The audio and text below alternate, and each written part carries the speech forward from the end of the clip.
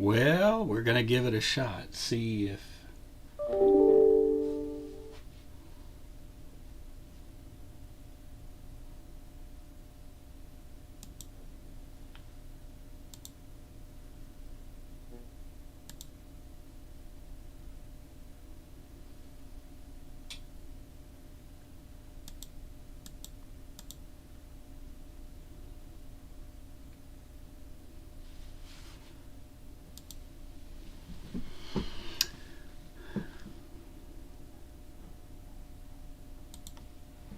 Okay, Alicia, I got you. Faith and Family, Melissa, you're there. We got some of you anyway. We'll see if anybody else makes the trip. I have no idea what was going on. This is very similar to the other. I checked my my data stream, and everything said it was smoking hot, and OBS had all red lights. I don't know what's going on. YouTube has made a software change, and they have, it's almost like you can go live through YouTube. That's what I tried first, and it failed. I said, use my camera, use my microphone. I listed the right one. I selected it and said, go. And it said, I don't see any microphone and I don't see any camera, but it had the name of it right there. So, and it was the proper name. Can't Splanify it. So, yeah, there's a lot of smoky mirrors stuff going on, and I don't know how to fix that. So, we're just grateful I tried it again and gave it a whirl. So, here we is. As just we'll see what we can do. Let's go on live stream. We're talking about illumination, and you know, the one that you... Oh, Freckleface 2! Yeah, there, you made it. Glad you made it. Glad I made it. This is kind of a weird thing today. Everything on the internet looked smoking hot, and OBS, which is the software that takes the picture and the camera and allows me to do scene changes and pictures and stuff like that, insert cartoons, change images, change scenes, and that software then talks to YouTube on live stream through a special link. And I was doing all of that. I mean, I do it every day, right? So it should work. And then, and when I hit go, the OBS side just locked up red, and you know, the internet wasn't a problem. So something was going on that YouTube wasn't accepting the OBS stream, and it was choked up, not working. Don't know how to explain it. So, but I do know some things that we can explain, and that has to do with illumination. Now, if you let me turn a light on here. Another one. Does that help a little bit? When we deal with, yeah, that's a little lighter. When we deal with lights out situation, everybody, the go-to, people want to go to candles or oil lamps. Well, if you're living up in the cold, our Canuck friends there up in Canada, you know, and Wisconsin, it's cold enough there that, you know, the oil lamps and the candles seem to have an advantage, or in that they produce heat as well. The only problem is that they can also burn your house down. They're a fire hazard. They're an open flame, and there's a bunch of things that can go wrong there. Now, they make candle lanterns that have a candle inside, and they're like those, well, the automatic adjusting candles. They've got a spring underneath them, so they keep the candle at the same height all the time, and they're pretty good. And if they tip over, they aren't going to set things on fire. Same thing for oil lamps. Oil lamps can be a fire problem. So, I mean, I've got one. We love them. We use these things all the time, but we're very careful with them. And here in Texas, where right now it is 85 degrees at 6:45 in the evening, you're just not going to want that extra heat in the house. So with oil lamps and candles, we've got a limited replacement. You have to stock a whole lot of, and for oil lamps, if you're going to use them indoors, the best thing to use is liquid paraffin.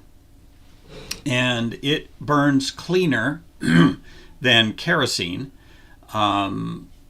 If you're doing it outdoors, you can use kerosene or even diesel fuel. The new diesel fuel is so low sulfur that there's nothing in it to, they've taken out all the sulfur, there's no lead, there's no problem. You can actually burn highway diesel in tiki torches. We do that all the time when we're camping. We don't buy kerosene for that. We do diesel. And it works very well. You can do that indoors also. As long as you've got a little bit of ventilation, it's not going to be a big problem. But you can only get so much of that. You kind of run out pretty quick. It's a limited resource. What used to be a source that was more limited because nobody had, you couldn't stock enough batteries, were flashlights. But these new flashlights, they're LED, and they draw so little power that, good night, one of these things, they're incredibly bright, and that's showing like it's blinking on the screen, but that has to do with the reparation or the scan rate, because it's a steady light. However, these LED flashlights, they're fantastic. They give a powerful amount of light, and the batteries are rechargeable. So they don't cause fire. They are very useful, handy. I've got these things in every room in the house, I think, and in every vehicle. And the batteries these are all rechargeable batteries. So we do that. But if you lose power, you have to have a way to recharge them. So you need a solar panel. But a small solar panel can recharge these flashlights quite well. Now here's another one. We use it a lot. But it not only has light that comes out this end, but it also has a light that comes out that end. And this end of it is a magnet. So I can stick this is really handy for working on the car or something. I can stick this on almost anything, and anything that's ferrous metal that magnet will stick to, and I can shine light on the work area. So I could stick that to the fender and have it shine light down to change a tire. It's pretty handy. Now the other thing that we use are headlamps. And I should have brought a headlamp with me. We've got many of them, and we use them all the time for the goats. They make the new ones that don't project out. They're not a big bulky thing, and they're like a ribbon of light that goes across your forehead. They're real handy, and again, they're rechargeable also. So we use those things. And yep, I'm online. You want to come in and talk to the folks? Say hi. We got a medicated goat. Okay, we'll get to it after. Hi, Barney. Terry doesn't want to come in and say hi. Terry doesn't want to say hi to everybody. Look at me. I know, but come on in anyway. And I got bumped by a goat. Uh-oh. We've been working with the goats, folks. So Terry just came in from working out. I came in just ahead of her, but we're working with the goats. And she just got a new hairdo. Say hi to everybody. Hi. Hello. I've got hay all over me. Yep. Anyway, she's a sweetheart. She's my honey, but right now she needs to go get cleaned up. She doesn't get a medicine for the goat. And get the medicine ready for the goat that we have to get feed for. It's never ending process. And Melissa, I will tell her that. I tell her that all the time, but she says, "Oh, that's just because it's you."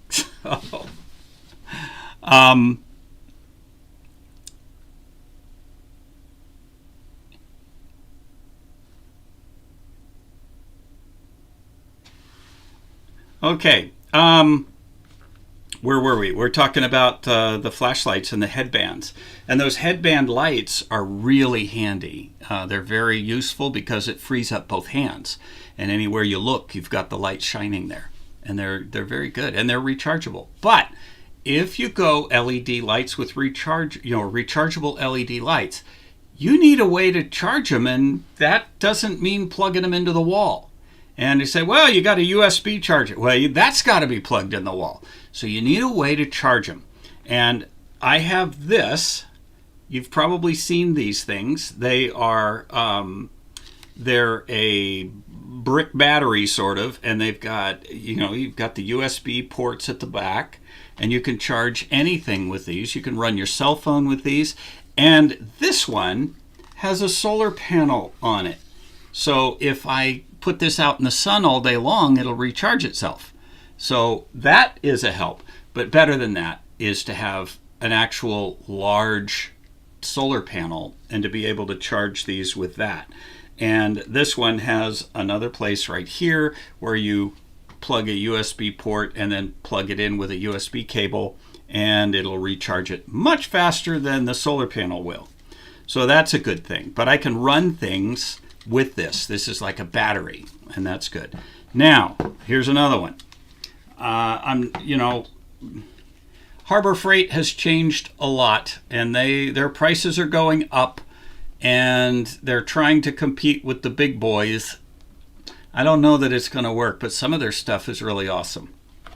This is one of their things that are really awesome.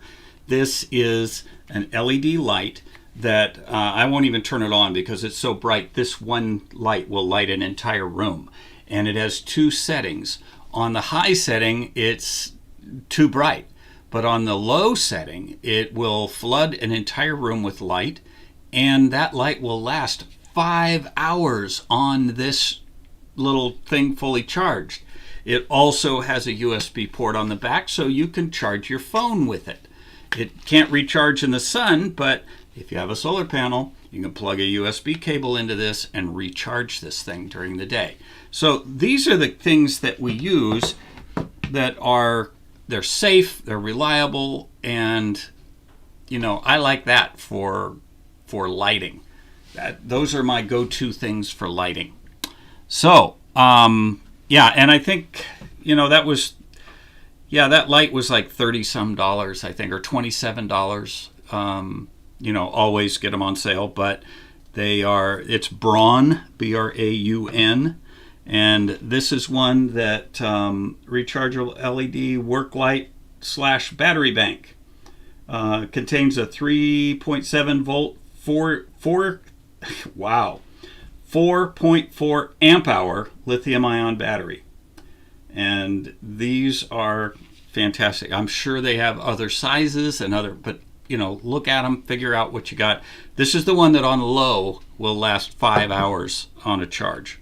So those are your clues to put towards Harbor Freight, and go find them. And those are good. I would recommend them. I've got more than one of those. We use those things quite often. Now, the sick mama is... hi, Lisa. Hey, Lisa Kelly is our go-to goat person. She's when Terry, I call her Florence Nightingale, and because she's got more medical knowledge about goats than you can even imagine. And when she has questions that she needs answers, there's Lisa Kelly. She's the one we go to. So glad to see you on there. She's still wobbling a little bit. We saw the vet yesterday, and he suggested it could even be a calcium deficiency.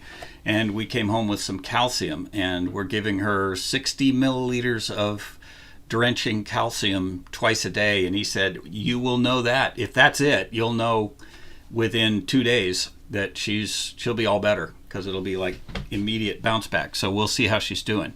She seems a little better. Okay.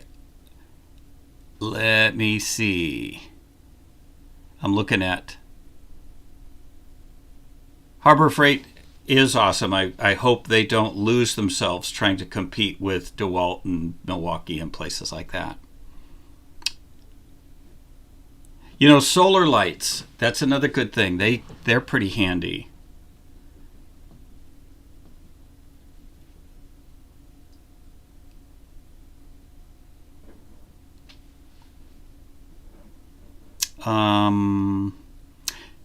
Yeah, the hand crank radios. The problem with those is they, you get one of these and you put it away and you think it'll last forever, and guess what? It quits working after a while. The batteries either dry up or the capacitors fail or something. So that's a problem. Um,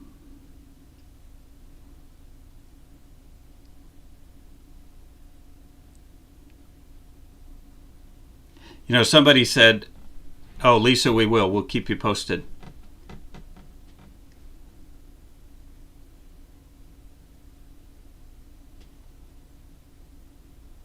Okay. When it comes to these lights, though, there's a lot of good things you can do with, with lighting. You might want to consider this, though.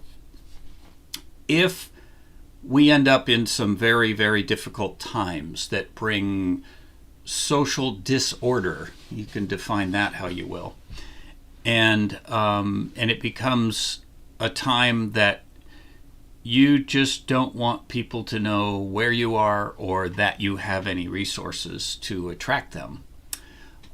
You may want to have blackout curtains, something of that sort, whether they are the black tarps or thick contractor grade black plastic, things to cover the windows when you're lighting up your house. Because when you light up your house, that light goes a long, long ways. There was an ice storm in the Tacoma area. We were living in North Bend, about a little under an hour away, and my folks were okay. They were lighting a fire and keeping the house warm as they could. They had a fireplace, but in time, it just gets the whole house starts to get cold. The fireplace couldn't keep up with the whole house. And so after 2 days, the house started getting cold. And so at that time, the roads were cleared enough, and I loaded up a generator and I drove down to their house and I wired it into their house, and we started turning on their furnace, their water heater, the things that we could to, get their house warmed up again and get their refrigerator and their freezers cooled down again. And so everything was good for 2 days, but after that, they needed some juice. And so every 2 days, I would go down there and we would plug everything in and get everything stabilized again. Well, this was one night where it was evening time, and this was near Christmas. Well, we turned on what little lights were necessary, and then just kind of pranking a little bit, I turned on the outside lights, which meant it turned on all the Christmas lights around the house. And about 30 seconds later, the phone started to ring. And it was my dad's neighbors, my mom and dad's neighbors, just kitty corner across the street and down a couple. And they said, "Okay, Jay, we can hear the generator, but you didn't have to turn on the Christmas lights." But that brought out a good point. When you turn lights on and everybody else is in the dark, you stick out like a sore thumb. I mean, you are blazing advertising to the world that you have lights, you have power, you have resources. And if you want to keep that message quiet, it would be a good time to put blackout curtains up. And I mean go around your house at night with the lights on inside and see if you can see any light sticking out any windows. And then that, knowing whether there's a leak somewhere, that would be real important to do. So during the war, World War II, everybody had to have blackout curtains, and they had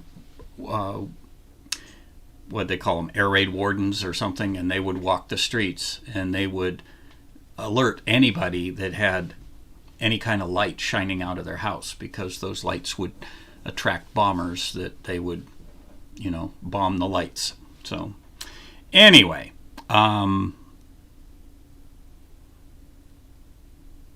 yeah, lights can attract bad people. Alicia, you're spot on. Lights will attract the rats. Yep.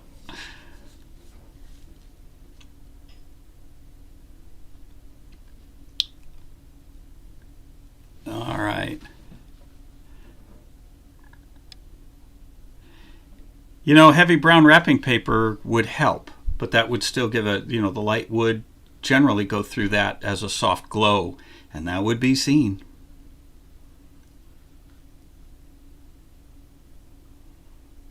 All right. Any questions? Any other questions about lighting or any other kind of thing you want to talk about tonight? Lights attract human rats. Yep. Any other subjects?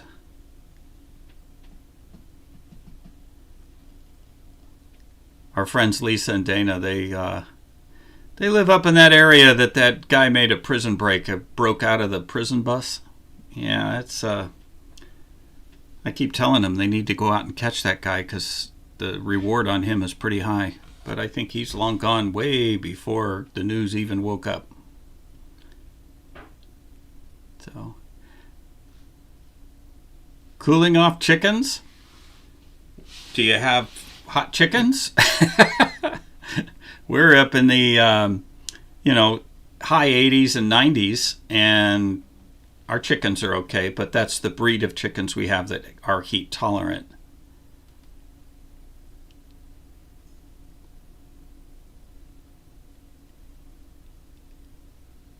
Black plastic for a room darkening shade? Yeah, but they're not going to look too cool.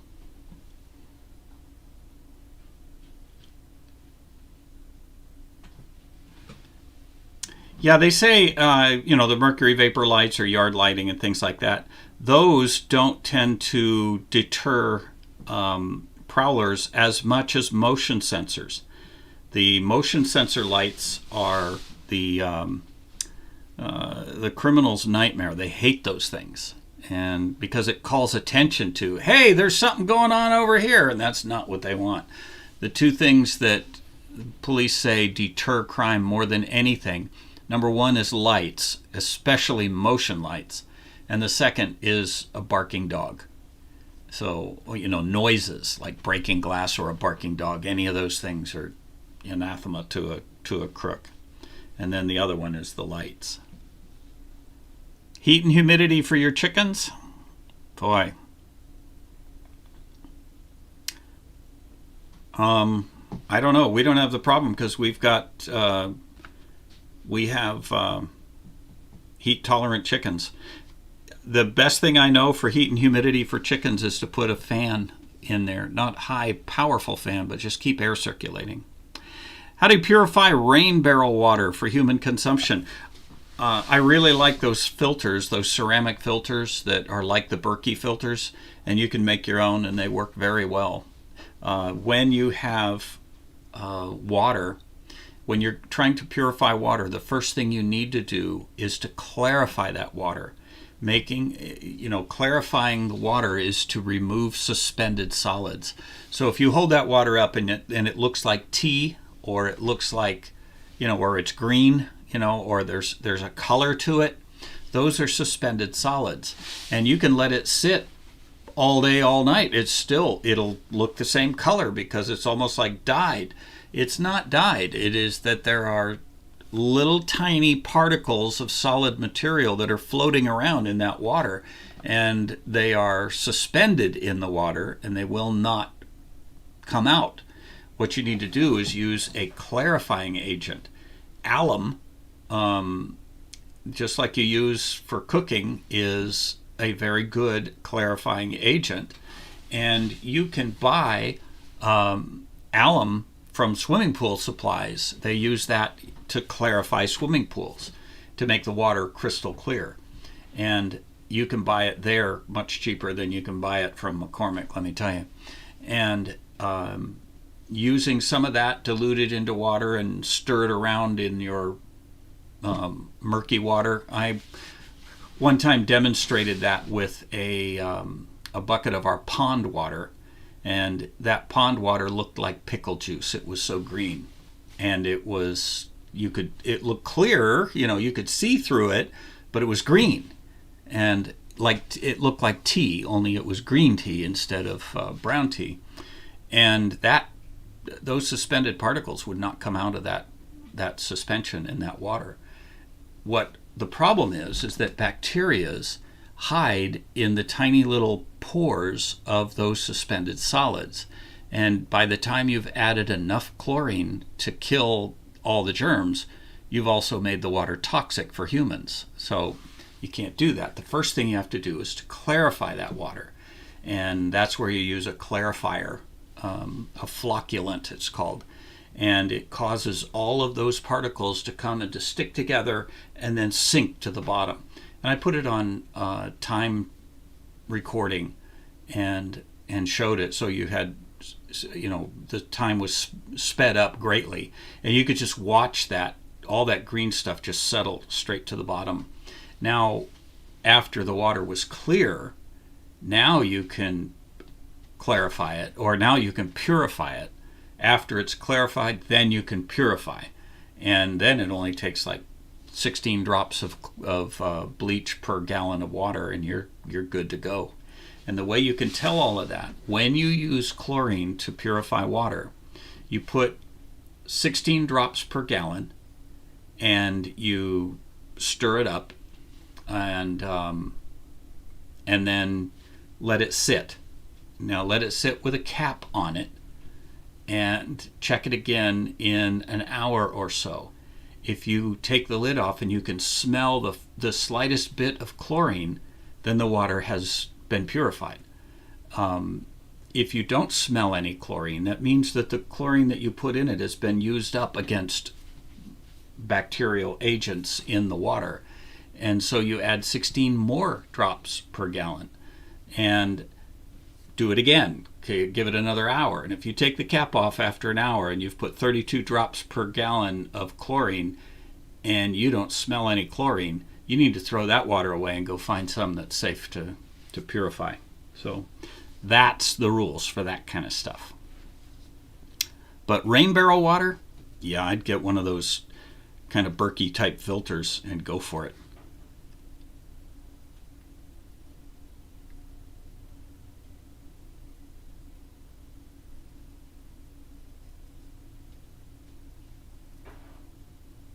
Oh, you asked a question about alcohol jet fuel or gel fuel.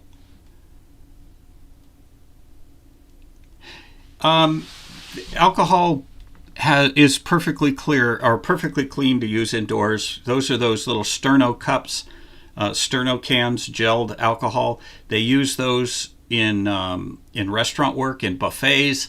It's a very common used thing, and they're very safe for. You talk about the fumes or anything like that. There's no problem using that. There are ways you can make your own with cotton in a can, and it will have a nice flame. It will heat up food. It'll do that kind of thing. If that's what you got, that's what you can use, and it won't hurt a thing. It does give off a smell, but it's not going to hurt you.